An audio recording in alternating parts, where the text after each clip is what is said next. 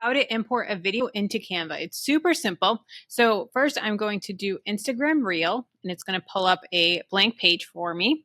Then there are two different ways that you can do this. So you can go to the uploads and then go upload files up here in purple. Click that.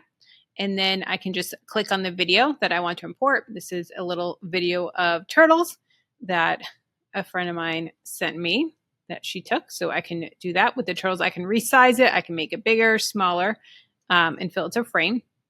And then there's the video here. Another way that you can do this is if you open up the Finder, then you can click on the video and just drag and drop it in.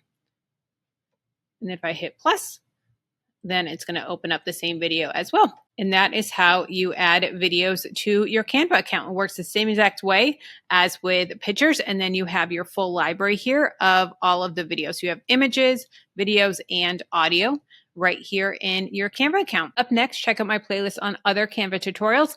And if you want to see a full walkthrough of Flowdesk and why I love Flowdesk for my email marketing, check out this video here.